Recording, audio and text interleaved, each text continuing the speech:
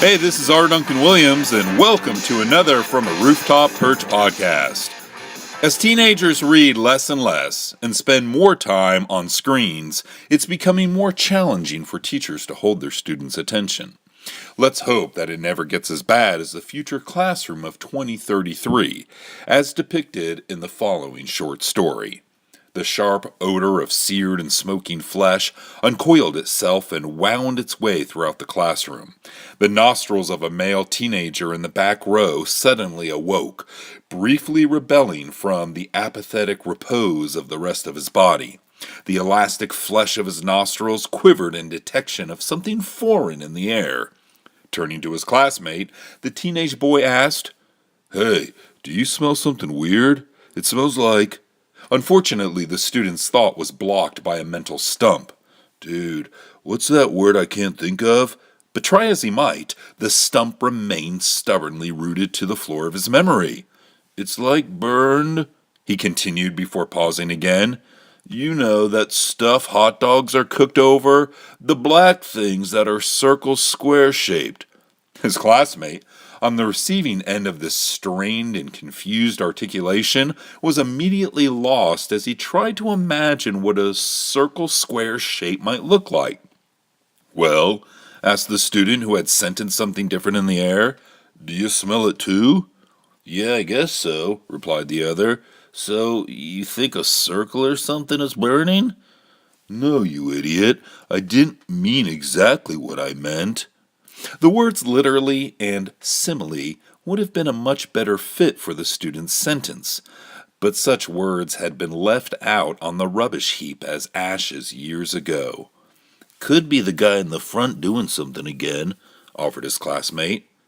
And it turns out that the classmate was correct. The guy in the front, also known as the science teacher, had just completed a fascinating lesson on cellular regeneration for burn wounds by applying a compound made from the skin and scales of freshwater fish. The day prior, the teacher had demonstrated to the class how to create the compound in the chemistry lab. His lesson was accompanied by a three-dimensional hologram displaying in real time what was occurring at the molecular level as he combined the ingredients. The class, however, had not been impressed. As the teacher performed his three-ring chemical circus act in hopes of engaging young minds, many of the students, instead, were drawn to the black lab tables, which served as makeshift pillows for their fatigued minds. Most of these students were nursing a digital hangover from yet another late night of gaming overindulgence. A snoring boy burped a half-digested image of an alien killing spree he had led his team on while playing Vordak Genocide 8, the top-trending first-person shooter game that had been released 4 days prior.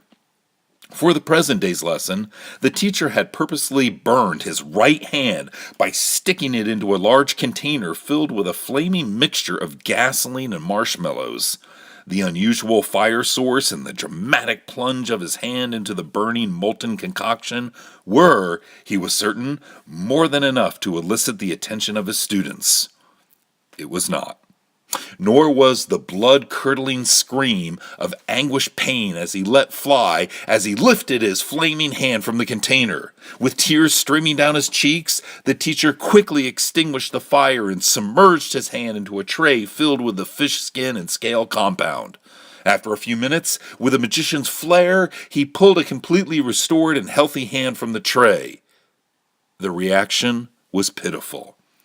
One yawn and one half-hearted, sarcastic, "Whoa." The teenage boy in the back, who was still attempting to locate a descriptive word for the strange smell in the air, asked his classmate about the evening's homework. "Hey, do we have a reading for English tonight?" "We do," responded his classmate, who was still stumbling over the concept of a circle square. "We have to read an entire paragraph," he fumed in an exasperated tone. "What?"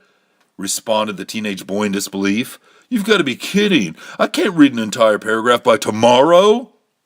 "Well," added his classmate, "she did include the cartoon illustrations to help us understand the paragraph."